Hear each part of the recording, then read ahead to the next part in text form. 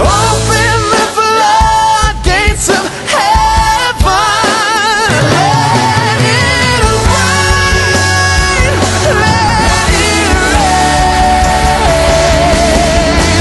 Open the floodgates of heaven and let it rain. Please let it rain. Open the floodgates of heaven. Let it rain. Please let it rain. Chers frères et sœurs, merci d'être présents à notre étude biblique communautaire internationale EBCI. Ce jour, nous sommes à la leçon 6, mais le jour concerné, c'est le jour 3. Et il vient juste avant le jour 2 qui avait pour titre « Réagir face au péché dans l'Église ». Ce jour, nous sommes au jour 3 et le titre c'est « Un regard sur le levain ». Que donc Dieu bénisse nos étudiants au nom de Jésus. Amen. Amen. Nous disons merci à notre ancien Mimi pour l'introduction. Nous allons donc commencer notre méditation. Et j'ai aujourd'hui avec moi 4 frères. Bon, je dirais 3 frères et une sœur. J'ai à ma droite notre frère Rodrigue. J'ai notre frère Nyoré. J'ai le Moni Adjobi. Et j'ai la maman Sophie. Ensemble, nous allons répondre aux questions du jour 3. Donc, nous prenons notre Bible dans 1 Corinthiens, chapitre 5, versets 6 à 8. Donc, je fais la lecture dans la version Semeur de la Bible. Alors, donc, je fais la lecture. Il y a dit, « Ah, vous n'avez vraiment pas de quoi vous vanter. Ne savez-vous pas qu'il suffit d'un peu de levain pour faire lever toute la pâte? Faites donc disparaître tout vieux levain du milieu de vous, afin que vous soyez comme une pâte toute nouvelle, puisque, en fait, vous êtes sans levain. Car nous avons un agneau pascal qui a été sacrifié pour nous, le Christ lui-même. C'est pourquoi célébrons la fête de la Pâque, non plus avec le vieux levain, le levain du mal et de la méchanceté, mais uniquement avec les pains sans levain de la pureté et de la vérité. Amen. Voilà, donc nous passons rapidement à la première question. Il est dit, dans l'analogie de Paul, quel est le levain parmi les chrétiens de Corinthe? Quelle est la pâte dont il a parlé? Dans l'analogie de Paul, quel est le levain parmi les chrétiens de Corinthe? Quelle est la pâte dont il a parlé? Chers étudiants, quels sont vos éléments de réponse? Oui? Amen. Dans l'analogie de Paul, le levain dont il est question ici, c'est le péché. Le péché, d'accord. Et puis le deuxième volet de la question, ici la pâte c'est l'assemblée. L'assemblée. Donc pour notre sœur Sophie, le levain c'est le péché et la pâte c'est l'assemblée. Cela c'est à tous les étudiants. C'est bon? Oui, c'est bon. D'accord. Donc moment Sophie, le verset. Et tu t'inspires de quel verset? Parce que nous avons le verset 6, le verset 7, le verset 8. Quel est le verset qui te permet de donner cet élément de réponse? En ce qui concerne la pâte, c'est le verset 6. Le verset 6. Si on peut dire verset 6b. D'accord. Et puis le verset 7, en ce qui concerne le levain qui représente le péché ici. D'accord. Donc, voici les versets indiqués par mon Sophie. Ok, nous passons à la question 8. Comment le péché d'une personne peut-il agir comme le levain pour affecter un groupe entier? Comment le péché d'une personne peut-il agir comme le levain pour affecter un groupe entier? Qui veut intervenir? Oui, notre frère Rodrigue. Bon, je pense que selon ce que l'apôtre Paul voulait dire, le péché d'une personne peut agir sur tout un groupe Tout simplement lorsque l'auteur de cet acte-là n'a pas été puni pour servir d'exemple. D'accord. Voilà. On peut prendre par exemple l'histoire d'Esther, dans Esther 1, versets 17 à 18, où la reine avait refusé de voir le roi et il fallait punir cet acte et trouver même une autre personne. Voilà, sinon ça allait amener les autres personnes, les autres femmes à se comporter comme la reine. La reine Voilà, Vashti. D'accord. Merci, Resfordé. Oui, qui d'autre? Oui, le Moni Adjobi. Oui, pour aller dans le même sens que mon frère, on peut aussi prendre l'exemple un exemple dans le livre de Josué. Josué. Dans le livre de Josué, où il s'était agi de la conquête donc du pays promis, de la terre promise. D'accord. Et précisément au chapitre 7, où on parle de la faute d'Akan. Akan qui avait donc dérobé des objets qui devaient être dévoués par interdit. Et nous voyons que à cause de ce seul péché, le peuple d'Israël qui auparavant a pu donc conquérir Jéricho, selon les instructions du Seigneur, a été battu devant le peuple d'Akan pour lequel il se disait qu'il n'avait pas besoin d'envoyer une grande armée. D'accord. Malheureusement, ils ont été défaits parce qu'il y avait le péché d'Akan qui était au milieu d'eux et qui n'avait pas été donc dénoncé et puni comme le frère l'a dit.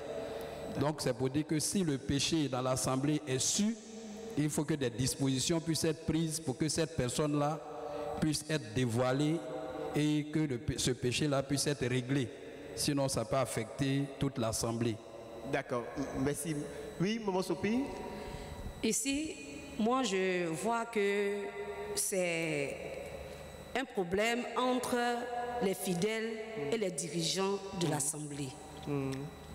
Si un péché est commis et que le dirigeant ne prend pas ses responsabilités, si le péché est su, il s'est connu de lui, qu'il ne prend pas ses responsabilités, c'est-à-dire il couvre le péché, il tolère le péché et il est là, il couvre, il ne dit rien. Les autres, ceux qui sont dans l'assemblée et qui sont avec celui qui a péché, ils savent que vraiment tel a commis un tel péché, mais personne ne réagit. Le responsable ne réagit pas. Cela peut infecter toute la pâte.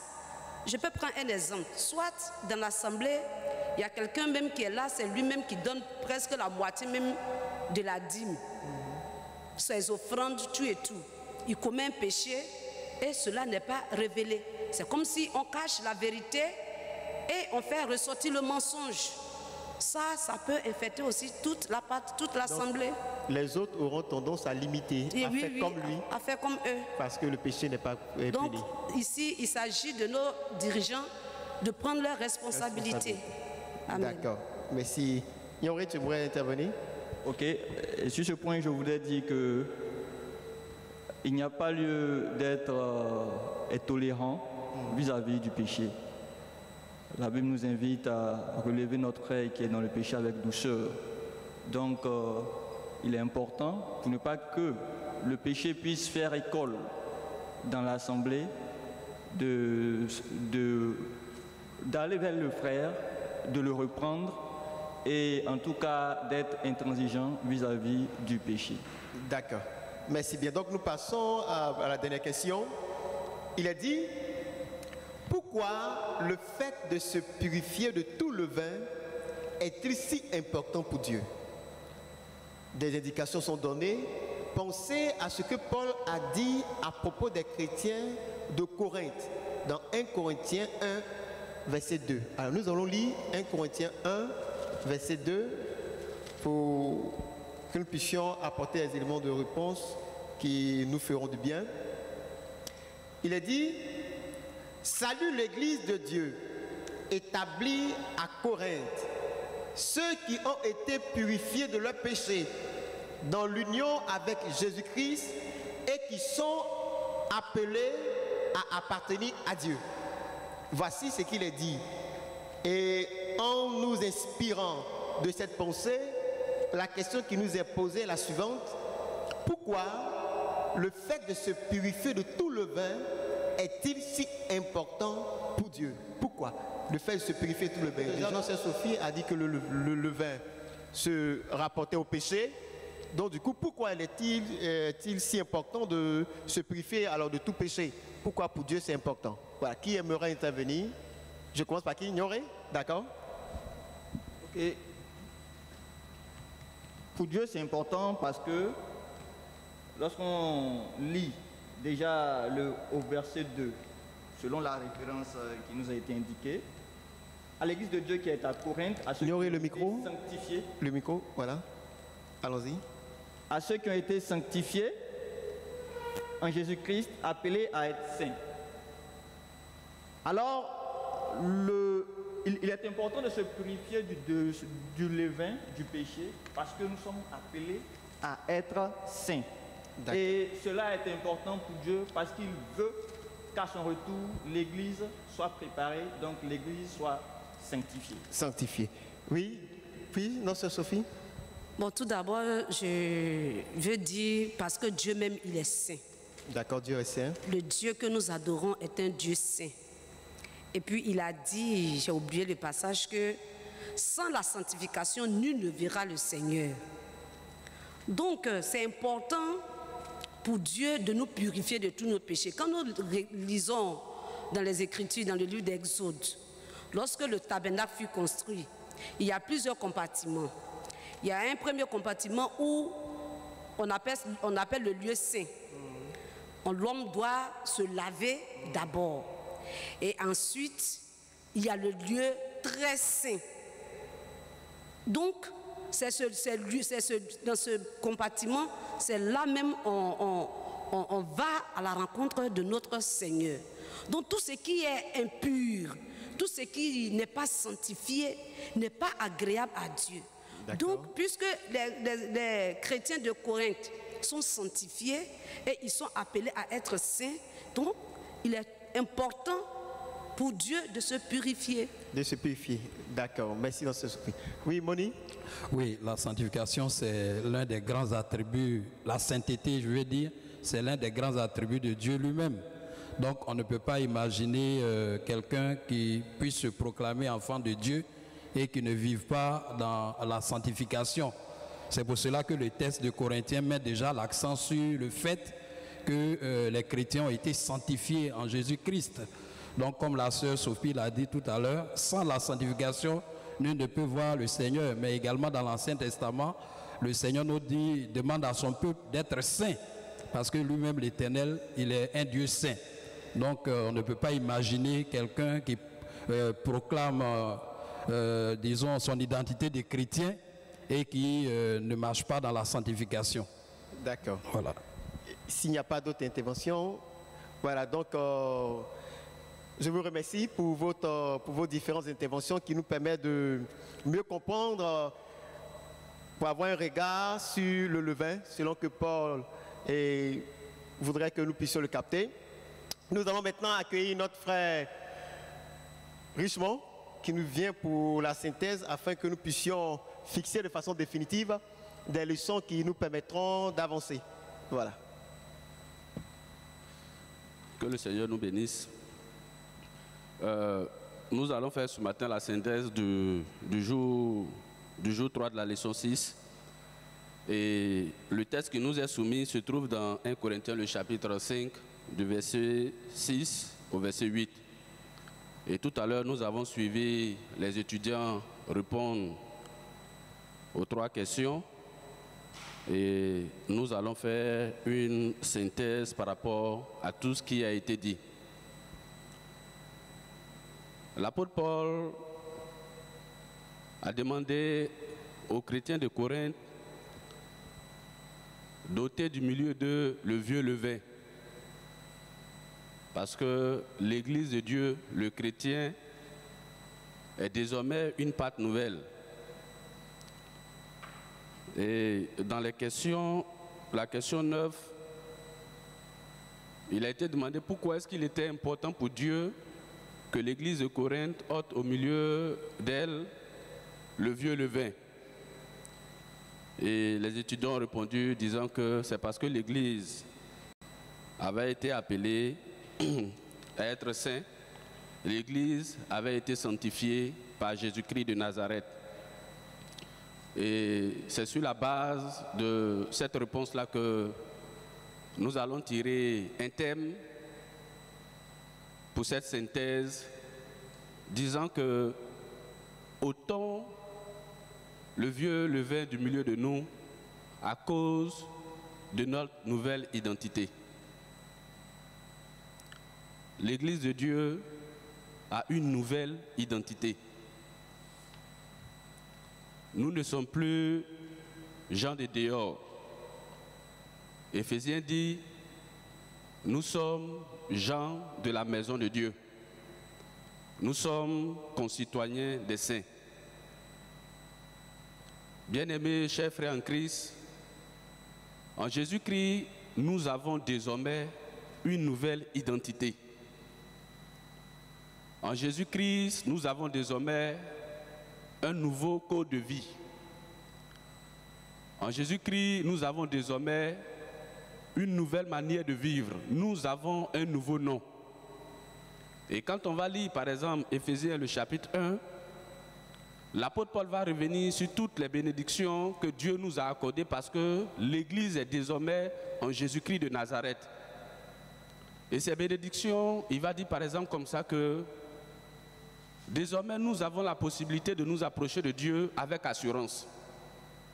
Mais il va dire aussi que nous sommes désormais concitoyens des saints et gens de la maison de Dieu.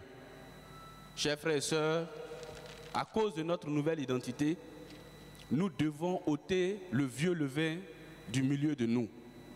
À cause de notre nouvelle nature, nous devons ôter le vieux levain du milieu de nous. Sinon, nous allons créer la confusion dans la tête de ceux qui ne sont pas en Jésus-Christ.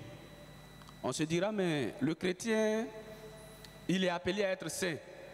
Le chrétien, il est appelé à vivre de telle ou de telle sorte. Mais voici ce que nous sommes en train de constater. Cela va créer le flou. Cela va ternir l'image de l'évangile. Cela ne va pas encourager les autres, même à venir à Jésus-Christ. C'est pourquoi quand nous lisons Hébreux, le chapitre 12, le premier verset va dire ceci, que sachant que nous avons autour de nous une multitude, je veux dire de témoins, donc nous devons désormais nous débarrasser du péché qui nous enveloppe si facilement. Ce jour, nous sommes là pour nous encourager. Nous sommes là pour nous rappeler ce que nous sommes désormais.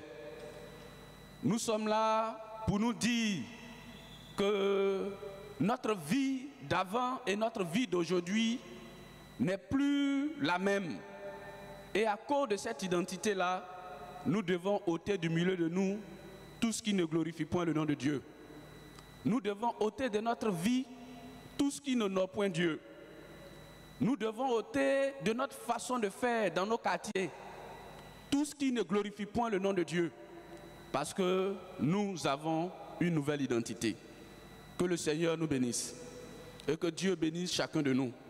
Nous allons prier le Seigneur pour nous et pour l'Église dans son entièreté. Prier afin que chacun prenne conscience que nous sommes désormais gens de la maison de Dieu. Nous avons été appelés pour vivre comme Dieu le veut. Et le Seigneur ne nous a pas appelés à une vie partielle. Le Seigneur ne nous a pas appelés à une vie où on est à moitié saint. Une vie à moitié saint sous-entend que Dieu ne mérite pas d'être glorifié complètement. Ou bien le Saint-Esprit n'est pas assez efficace, je veux dire, pour nous délivrer pleinement. Non, Dieu nous a appelés, je veux dire, à cette vie-là authentique, à cette vie-là qui nous honore.